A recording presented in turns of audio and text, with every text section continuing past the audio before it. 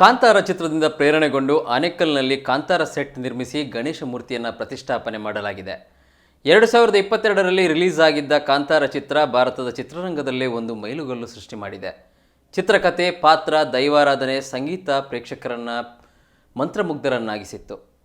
ಕಾಂತಾರ ಚಿತ್ರದಿಂದ ಪ್ರೇರಣೆಗೊಂಡು ಆನೇಕಲ್ನಲ್ಲಿ ಕಾಂತಾರ ಸೆಟ್ ನಿರ್ಮಿಸಿ ಗಣೇಶ ಮೂರ್ತಿಯನ್ನು ಪ್ರತಿಷ್ಠಾಪನೆ ಮಾಡಲಾಗಿದೆ. ರಾಜ್ಯದ ಗಡಿಭಾಗವಾದ ತಮಿಳುನಾಡಿನಲ್ಲಿ ಡೆಂಕಣಕೋಟೆಯಲ್ಲಿ ಕಾಂತಾರ ಸಿನಿಮಾದಂತೆ ಅದ್ದೂರಿ ಸೆಟ್ ಹಾಕಲಾಗಿದೆ.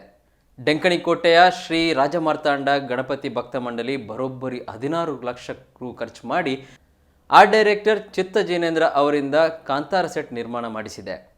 ತುಳುನಾಡಿನ ಆರಾಧ್ಯ ದೈವ ನಿಜವಾದ ಕಥೆಯಾಗಿರುವುದರಿಂದ ಶ್ರದ್ಧೆ ಭಕ್ತಿಯಿಂದ ಕಳೆದೊಂದು ತಿಂಗಳಿನಿಂದ ಮಾಂಸಾಹಾರವನ್ನು ತ್ಯಜಿಸಿ ಕಾಂತಾರ ಸೆಟ್ ನಿರ್ಮಾಣ ಮಾಡಲಾಗಿದೆ.